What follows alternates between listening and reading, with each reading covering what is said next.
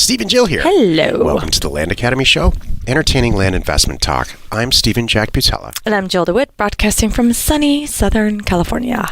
Today, Jill and I talk about working with your spouse. Sorry, it already makes me laugh. I wrote this title. And before every show, Jill takes a couple seconds, jots down some notes. I don't know why this makes me laugh. It took 20 minutes. She has a lot to say. Oh, it's funny. So before we hear what Jill has to say about working with your spouse, let's take a question posted by one of our members. This could end up being a full-blown argument. I was just going to say it could be a rant. It could be yeah, well, you know what you did. She said she got done writing for 20 minutes. I just let her go, you know. She turned and looked at me and said, well, there's good things and bad things about it. That was it. I have the then pros. She brushed her hair. And I have That's exactly what I did. Oh, man. Then I brushed my hair and reapplied my lipstick. I said, bring it. Wrote herself into an anger state. You ever, this happens with men, every man who's listening is going to know what I'm talking about. And then he did that. She just got mad all of a sudden. I didn't do anything. I was just sitting there. And you could just because she probably thought about something that happened 2 years ago or whatever, and then wrecked the whole night. If only I knew this is how it would go. Awesome. We're going to apply it to real estate. So don't worry. It's perfect. You'll love all my stuff. Let's take a question posted from our Land Academy Land Investors online community. Okay. Skylar asks, hi guys, another quick question for the community. Would you guys buy these properties? The reason I'm posting them here is for opinions, as they each have a problem. In quotes. Exactly. I'm already not interested if these got these problems, but let's see. Property number 1, 2.7 acres of rural vacant land, but it's got this huge bladed path through it. Why is that a problem? Do you think this takes away from the usable value? No. Heck no. It's an attribute. Yeah, should I drop the resale price because of it? No, it's awesome. There are people who look for it. Now you have 2 pieces of property. Yeah. I can you ever see a lake property where when I was growing up, we used to go to, I had this aunt. Her name was Wanda. We called her Aunt Wanda. And she had a property where they lived in this peninsula. It was the coolest thing ever. And so their house was there's a road that split right through it. Their house was on the water, on this huge lake. And then you cross the road, and they had this massive boathouse that you could live in with boats and stuff that you would crank up. It was the coolest thing ever. You can go to one house or the other. I like that. It was a little kid's dream, and we always had fishing lines going down in the house into the water, and there was always something on the line, like in Michigan. You've never told me this. Yeah, it was really cool. I just thought about it now. I don't know why. A fish called Wanda. Most probably because most of the memories I have of my childhood are not positive, so that is one positive. This is good. I like this. You're making progress, sweetheart. Welcome to Relationship Week. Steven's going to be crying by Friday. I'm already crying on the inside. Yikes. Okay, should I get to property 2? All kidding aside, property 1, that's a huge attribute. Go ahead. Property 2. 2.06 acres of vacant residential city land. Infill lot. But it's landlocked. What? And one would need an easement to get to the road. I know what I would do right here too. But guys, I'm so conflicted about these 2 deals. What would you guys do? Thanks in advance. If the numbers work on the first one, don't hesitate to do it. That'll sell really quickly. On the second one, I would order That's what I was going to say. Info Reports. Go to inforeports.com. It's a company Jill and I own. We started for exactly this situation, and find out from a pro, our business partner, if you can actually get an easement to the property. Right. It's a lot easier sometimes than you think, especially in an urban area. Who knows? Maybe there is illegal access in there that's just not... You just can't see it. Exactly. In fact, that's my guess. And they will smoke that out. That's my guess. Usually, the giveaway there is for info lots is if it's got really uneven terrain, like it's really slopey, then it was probably deeded when it was subdivided. Right. It was leftover property. Right. And for some reason, way back, they assign unusable property APNs, and they don't do that anymore. Right. But a lot of times, more often than not, those are gems. and so I would have a huge conversation first with planning and zoning, and then well, info reports will do all that. Yeah, I mean, they can do it for you. So if you don't want to do the work, call Info Report. Go to inforeports.com and email us there. Well, you get back, just look at a sample report. And because what's cool about it is when you get it back, you have all the phone numbers to planning and zoning and the name of who they talk to.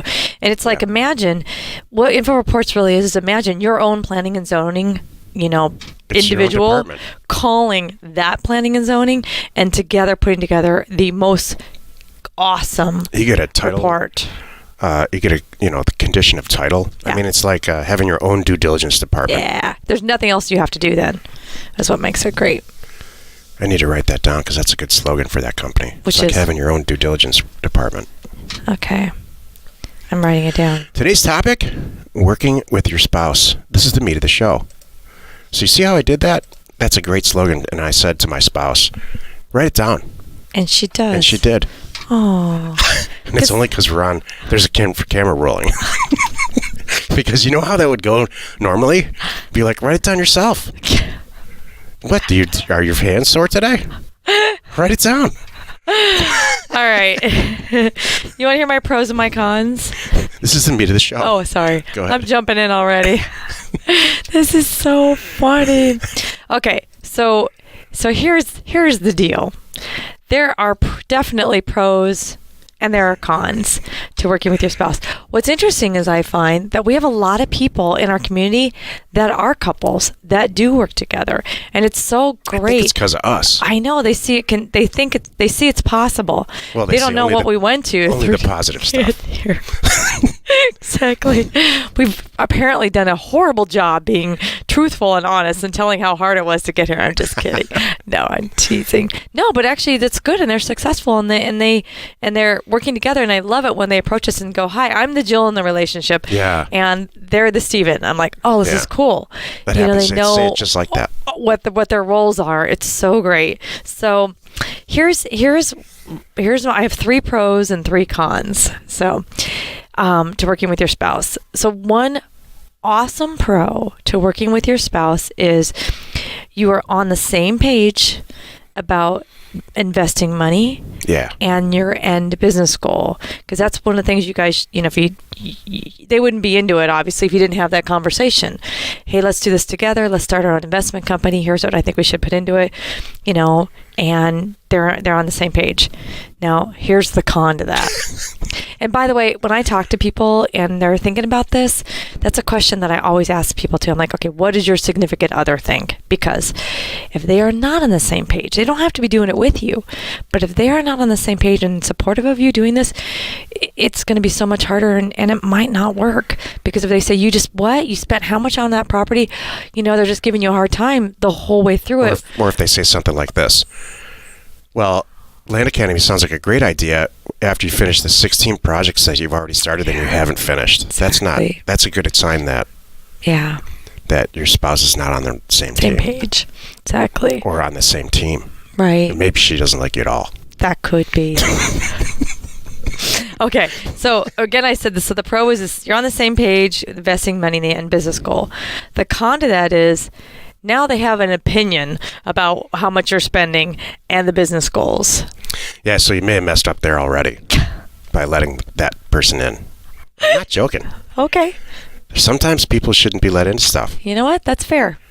You know what? You're right. That's fair. Do you want to be in a relationship where you tell your spouse and your spouse tells you everything? You know every single thing about that person? Like yesterday, I just told a story that Jill's never heard. I did. And we've been together 10 years. That's good. I agree. Or maybe she forgot, and that's fine too. That happens often. I didn't know about Aunt Wanda. I really didn't know. So that's cool. All right. So here's another pro. A pro is you share the work. Working with your spouse, you get to share the work, and hopefully you divide up the tasks 50-50. Now here's the con to that. There are always some tasks that are left over that nobody wants to do, number one. And then number 2 is sometimes you feel like 50-50 is 60-40 or 70-30. Don't you think? There's always going to be confrontation. Yeah. I'm going to work through my list while you're talking. Okay. Always. So plan for it. And resolving conflict in any relationship is something that should be practiced and rehearsed, and you should have plan A, plan B, and plan C. My plan C is remove myself from the environment if it's just not working, and then let everything cool off. That's just how it is. Like some people walk around thinking there should never be any confrontation in a relationship.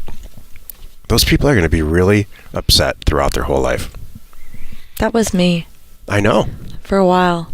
Sometimes it still is me. Because I do not like confrontation. I don't like it. I don't. But stuff doesn't get done. No. I don't if you're trying to get some stuff done, like let's say a real estate deal with your spouse, I'm telling you, you're going to have two people are going to have two different ways to go about doing stuff, even if they have the same goal. Right. It's never going to work if you don't have the same goal. It's true. So Jill and I are fortunate enough to have the same immediate goal, and I think the same super long-term goal. I'm sure we do. That's part of why we you know what, that was the basis for a lot of things that we do and why we're still here today. Because when we sat down and lined up goals, like, where do you want to end? Where do you want to end? They were really similar, and God, that makes it so much easier. Jill is people-centric, and I am money-centric. And I will put money before people every 7 days a week, and Jill doesn't. And so it's a good thing. It's a good yin-yang thing. It's true. If I can't tell you the number of deals that I've done over my lifetime where it's a great deal, but the person just was unbearable, the seller or the buyer. And I'm the first person to say, you know what? This isn't going to work. Right. This is a great piece of real estate. It's a super good buy, but I can't stand talking to you even one more time on the telephone. And where Jill will turn that all around in her favor and somehow make it cheaper for us, make it a better deal for us on the buy or the sell side. I've seen it happen 50 times. Thank you. So, I don't mean to overstep my bounds here because I know you're going through a list. No, it's all good. But the other thing too, I've seen with couples is that trying to work together. If you have the same talent, like Jill's a people person, I'm the data person, and I really enjoy I enjoy going in a dark room and coming back out 4 hours later with a perfect mailer. Right. I've been doing that for years and years and years, and I love it. I look forward to it. Yeah. I think that makes the back of her teeth hurt. If she makes something hurt. But I don't answer the phone anymore. Right. And Jill does all that stuff. So then it works. Mm-hmm. If both of us were data people, I don't know if this would work. It's true. It would be very We'd have to hard. hire somebody. Right. Or we both just love the phone and the sales part of it. Who's going to buy anything? Who's going to send out the offers? So, exactly. The only reason this works for us, I'll tell you flat out, because we're getting into the time mark here. A, we don't work in the same office at all. We don't work in the same zip code. We get together for the show. We get together for the live events. And to the outsider, it seems like we're always together. Mm-hmm. A listener or a watcher or a live event attendee. That's just not the case at all. We would kill each other. Yeah. That's just the truth of it. It's true. We have different ways that we do transactions. We have different ways that we go about managing these other companies like Land Academy and Title Mind and offers to owners and all of it. And the fact is, Jill runs some of them and I run some of them. Jill runs most of them. You know what? And that's the way it should be for everyone here who's listening and thinking about doing this. If you're thinking about working with your spouse, or you do work with your spouse, that should be your goal. Is as you guys get further along in the process, you should be giving more freedom and responsibility to the other person. Who wants it? Right. If they don't want it, that's not they gonna should work. be in charge of X entity or what part of the business, and you just let them go. Well said. For better or for worse. Yeah, you just don't. Even if you think you can run it better, just let them go. Let them do it their way. Yep. You're responsible for your stuff. Otherwise, if you're constantly in each other's work, I was going to use other words, but crap, I can say that. If you're in each other, it's just not going to, you're going to make a mess. And nobody's happy. What'd you say? No one's happy. Yeah, exactly. That's my definition of compromise. I know. Great. No one's happy. I know. Or here's my third one. So my third pro and my final pro and the con is about working with your spouse. It's kind of cute. You develop your own language. You understand. Wait a minute. You understand the lingo. This is funny. I thought you were going to say this as a joke. You're serious? I am serious. Now listen to this. It's cute? Well, hold on a moment. Let me tell you. Let me finish my thing, please. My goodness. Working with your spouse is not interrupting the other spouse. It's ugly is what it is. Listen to me. One of the this is a true thing though. Say you're out. You understand the lingo. You don't have to explain things over and over again. Like, how was your day, dear? You don't have to explain that.